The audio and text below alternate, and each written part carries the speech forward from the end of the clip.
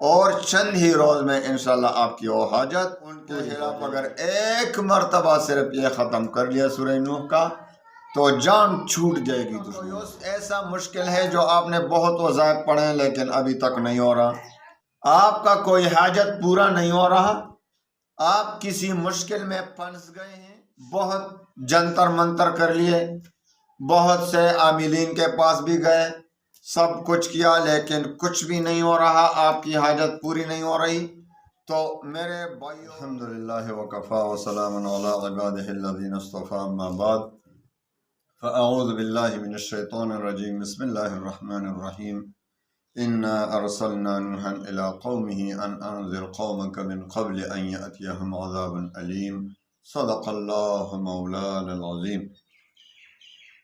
السلام علیکم ورحمۃ اللہ وبرکاتہ۔ سورہ نوح 29ویں پارے میں سورہ نوح اللہ تعالیٰ نے اپنے کلام عظیم میں بہت اثر رکھا ہے۔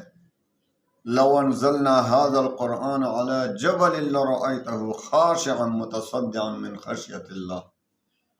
اللہ تعالیٰ نے قرآن عظیم کو بہت ہی پر اثر کتاب نازل فرمایا ہے۔ یقیناً تورات، زبور، انجیل یہ سارے کتاب اللہ تو ہیں لیکن کلام اللہ نہیں ہے۔ قرآن عظیم کتاب اللہ بھی ہے، کلام اللہ بھی ہے، اس کو بہت خصوصیت حاصل ہے۔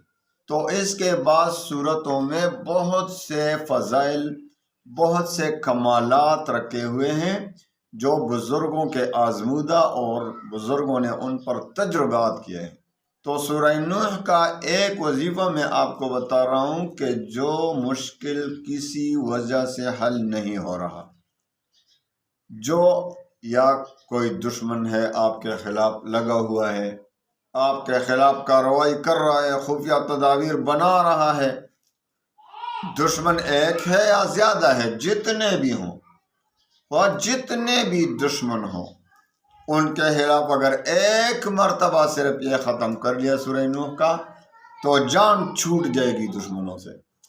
آپ کا کوئی ایسا مشکل ہے جو آپ نے بہت وظائف پڑھے ہیں لیکن ابھی تک نہیں ہو رہا، آپ کا کوئی حاجت پورا نہیں ہو رہا، آپ کسی مشکل میں پھنس گئے ہیں لیکن اس سے نکلنے کا کوئی راہ آپ کو نظر نہیں آ رہا، بہت جنتر منتر کر لیے، بہت سے عاملین کے پاس بھی گئے، سب کچھ کیا لیکن کچھ بھی نہیں ہو رہا، آپ کی حاجت پوری نہیں ہو رہی، تو میرے بھائیوں بہنوں سب سے پہلے تو آپ استغفار کریں، توبہ کریں، کیونکہ ہماری گناہوں کی وجہ سے ہم پر مصیبتیں آتی ہیں۔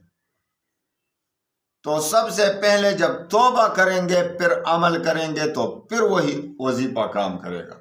وہ ساری زندگی اگر وظائف میں گزار دی نا، ساری زندگی وظائف میں گزار دی لیکن شریعت کے پابند نہیں اور گناہوں میں لت پت ہو رہے ہیں، گناہوں سے توبہ نہیں کر رہے، تو وظیفے کیا کرے گا؟ وظیفہ تو اللہ کو راضی کرنے کے لیے ہم کرتے ہیں۔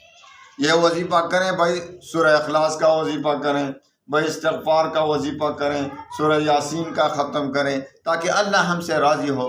جب اللہ کو آپ راضی نہیں کر رہے تو آپ کا وظیفہ کیا کرے گا؟ تو سب سے پہلے استغفار کریں اور پھر اس کے بعد یہ وظیفہ کریں۔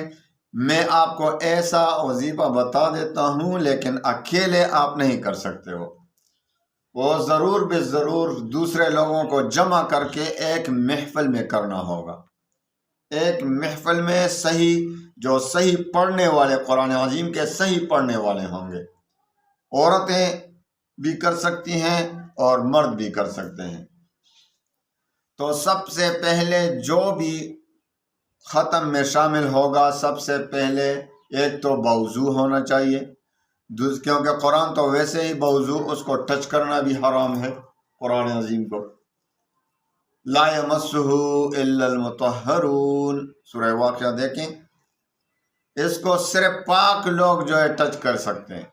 تو سب سے پہلے ہر بندہ نے 11 بار درود شریف پڑھنا ہے اور پھر سورہ نوح کو شروع کریں تو اجتماعی طور پر 1100 بار پورا کریں سورہ نوح کو، 1100 بار، 1100، اور اس کے بعد ہر کوئی پھر آخر میں 11 بار درود شریف پڑھیں اور پھر دعا کریں اپنے مقصد کے لیے۔